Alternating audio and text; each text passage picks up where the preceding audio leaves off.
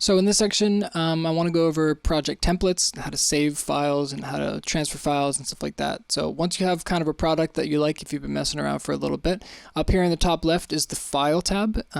If I want to save the project I'm currently working on, you can either hit Command S, which I'm hitting probably once every 10 seconds, or you could save it from here. You could also save as to overwrite files or save copies if you want to do that. You can also go up here to save a template. So if you've built out kind of a bunch of different tracks that are like a good song starter, every time you open Logic you want to have access to those resources, but you don't want to build them every time from scratch, you could save your current project as a template, and then next time you recall the template, all of those parameters, all those tracks, all those settings, everything, the BPM, the loops that you're using, the metronome, it'll all keep for the next time you open the template. And if you want to overwrite that template at any point, you can too.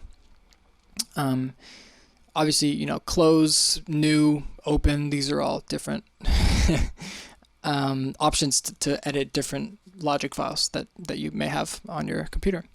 So project alternatives is another good one to know. If you have, an idea that you want to implement in your projects, but you're afraid of how it would conflict with the project, or maybe you're changing the sample rate, or you're moving audio files around, maybe you're adjusting the tempo, anything that would kind of make a permanent damage accidentally to your file, you can create a new alternative, and then at any point you can go back to the alternative that you were working on before you made those changes. So that's very good to know. One thing I should note, which I have definitely messed up in the past, is if you delete any files in one alternative, it actually deletes the files for every alternative under the same project.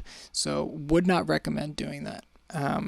Project management, you can rename it, you can show it in Finder. Again, this is good if you want to compress that file and send it to another person. Project settings, these are all kind of in the preferences tab as well. You can get there here. But general audio recording, these are all different project settings, and they're complicated, but you only really use about 10% of them. Let's actually jump into the audio settings real quick. So these are the settings that I have for my computer. The input and output device, or the audio interface that I'm using, it's the one capturing this mic right now.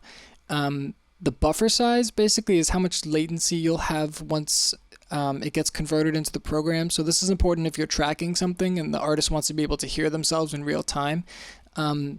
The buffer size, if you increase that, will basically increase the latency, but it will also allow the computer to process more requests at one time. And if you find that you have a bunch of plugins working and you have 600 tracks or whatever, the higher your buffer size, the more it will be able to calculate before it stops, basically. And then whatever changes you make, obviously apply at the bottom. That is probably the only thing I'll cover in this window, just because it's the majority of your troubleshooting when you're recording and you can't hear yourself or something. Then make sure your input and output device are appropriate.